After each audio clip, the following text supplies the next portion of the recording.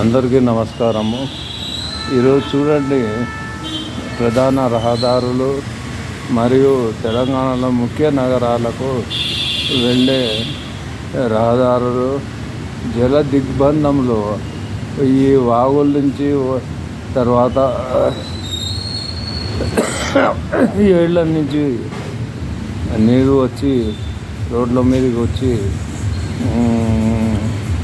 Private వాహనాల్లో వెళ్ళే వాళ్ళకి చాలా ఇబ్బంది కలుగుతుంది. మహబూబాబాద్ దగ్గర ఒక ఊరు దగ్గర ఒక వాగు దగ్గరికి తల్లి కూతురు తండ్రి హైదరాబాదు ఎయిర్పోర్ట్కి వచ్చి వాళ్ళ అమ్మాయిని ఢిల్లీకి పంపించాలని అనుకున్నాడు. ఆ అమ్మాయి గొప్ప శాస్త్రవేత్త, విత్తనాభివృద్ధి సంస్థలో పనిచేస్తుందట ఢిల్లీలో. పాపం వాళ్ళు రాగానే ఆ యొక్క నీరు రోడ్డు మీదకి వచ్చి ఆ యొక్క కారు తోసుకొని పోయి వాగులో పడి ఇద్దరు గల్లంతయ్యారు. కానీ ఆ అమ్మాయి మాత్రము ఏదో ఒక పొలంలో శవంగా తేలింది. తండ్రి ఆచూకీ ఇంకా తెలియలేదు. అయితే ఈ యొక్క వాగుల సంగతి అప్పుడే జాగ్రత్తగా చూసింటే ఇంత ప్రాణ నష్టం కలిగిండేది కాదు. నాకైతే చాలా బాధ అనిపించింది. ఆ అమ్మాయి ఒక శాస్త్రవేత్త. ఆ శాస్త్రవేత్త ఢిల్లీలోని విత్తనాల పరిశోధన అభివృద్ధి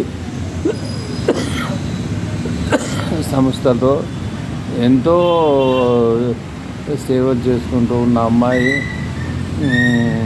మరి ఈ సమయంలో రావడము తప్పని అనుకుంటున్నాను. అయినా కానీ ఇప్పుడు ఈ ద్విచక్ర వాహనాల్లో పోవాలంటే కూడా భయం అవుతుంది. ఈ వరదల వలన ఎన్నో ఇళ్ళు మునిగిపోయాయి. ఎంతోమందికి ఆస్తి నష్టం జరిగింది, ప్రాణ నష్టం జరిగింది. ఇవన్నీ ఎందుకు అని ఆలోచించాలి. అయితే ఒక్కటి, ఎయిర్పోర్ట్కి అయితే రావడం అనుకున్నారు, పాపము మధ్యలోనే అలా జరిగిపోవడం చాలా దురదృష్టకరం.